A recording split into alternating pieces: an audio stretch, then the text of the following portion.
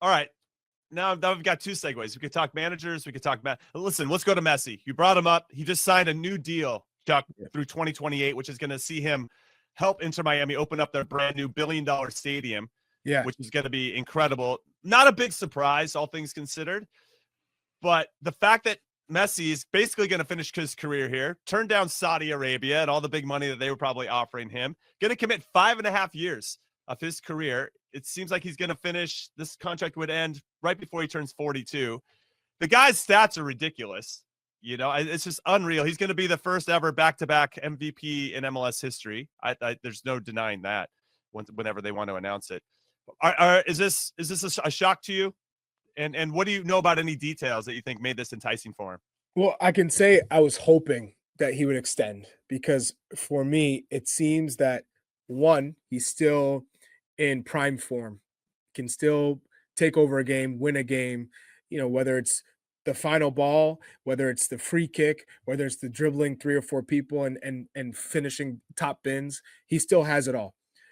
But more importantly, I see pure happiness from the guy, and it's off the field. His kids playing in the academy, his kids enjoying this community in South Florida, his wife happy. It just seems that when your family off the field, that family balance life, the work balance life is so perfect and so in tune. Why would you disrupt that? Mm-hmm. So he's still playing with the Argentine national team, right? He has been performing well. He's got his MLS side with all his buds. They're performing well, and his family are thriving in South Florida. So I was praying, hey, when you play this well, why move and why upend everything that has been built there for your family and the community? So I think when you look at it, it's a brand new stadium, beautiful stadium. He wants to win an MLS Cup. He wants to build something there.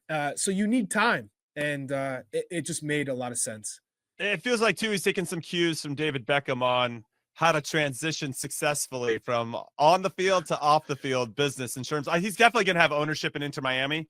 Doesn't he? I was going to ask, doesn't he have ownership in the team already? There were so many components to that deal. Can he, though? I don't know if he's allowed to do that yet. No, I think he has to wait when his career ends. Yeah. I'm pretty sure he has the same type of clause that David Beckham had in his contract, where he can own another organization, I believe.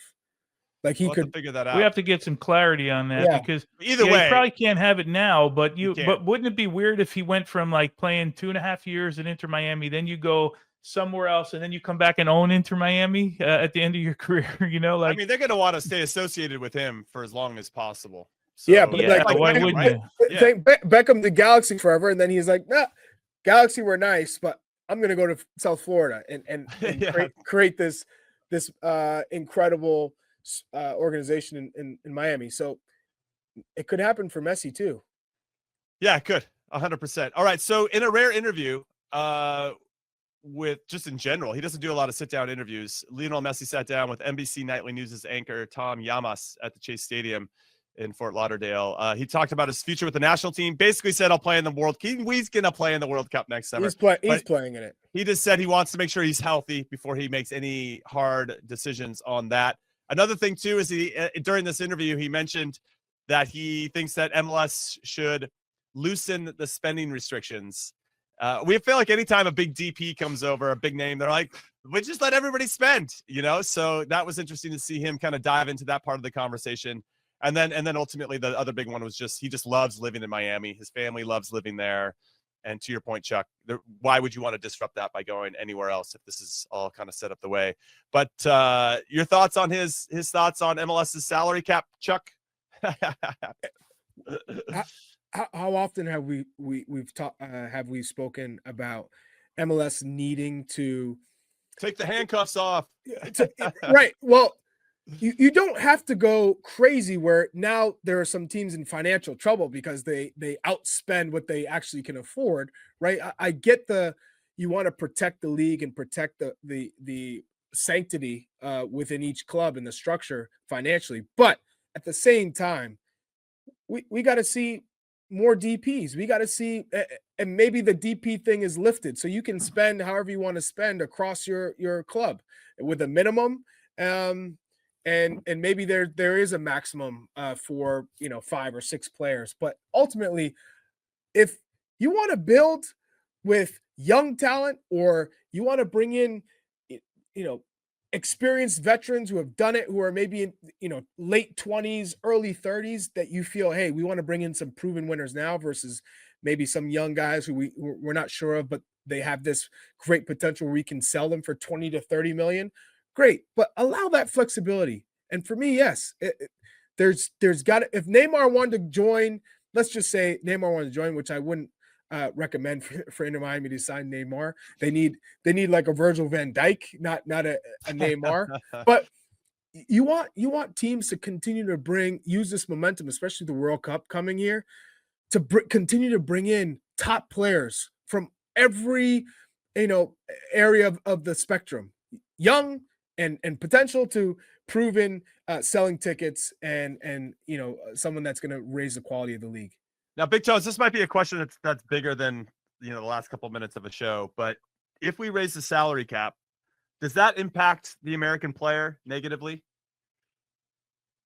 Could you foresee a path where that could impact the opportunities of the American player? Not to say, hey, listen, they just got to play better. They have to play better. The infrastructure is getting better, and as we know, and as Chuck, even with Chuck's under 10s, we know the future is very bright. But hey, what does England do? What does England do?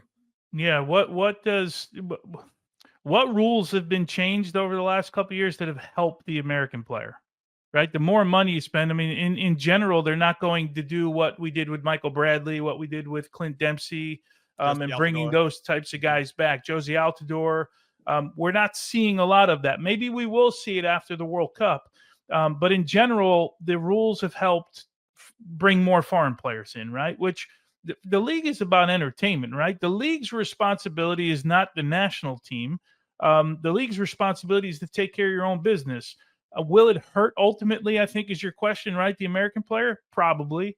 But to your other point, like, go and be one of the best 11 players on your team, right? Exactly. Every week. Like, that's your job, right? Is to go and compete and be a guy that the coach is depending on all the time. So, I mean, there's a fine line, right, in all of this conversation. There's you want to see them spend, you want to see them. I almost think I would take the handcuffs off, if you will, if you want to use that term. For a lot of these teams, I'd make a minimum spend for a lot of these teams. Raise the floor, right? Because I don't know all the owners. We don't know all the owners personally, but I don't get the sense that we have a bunch of owners that will outspend whatever they want. And then what we've seen this year, take Atlanta United. They spend $50 million in the attack, and they don't win they can't get to the playoffs. So money spent chasing players that aren't fitting a system is not good money spent. Yeah. So there's a different way to do it. There's multiple ways to do it in our league. But yeah, I don't know that just because you spend more money, you're going to get better as a team. That's what you got to figure out. But I'm okay. I get Messi sentiment, and we're going to continue to hear it. And it keeps getting, let's call it better and better, or we're equating it to money. So there's more money and more money and more money being spent, right? And we're all great at spending the owner's money, no matter what. Well, I'm a Milan fan. I spend $250 million every transfer window in my head, But yeah, there's a fine line when you talk about the American player part, Jimmy. No, I know, and I think that is a topic for another conversation, but it felt ripe to kind of talk about it there.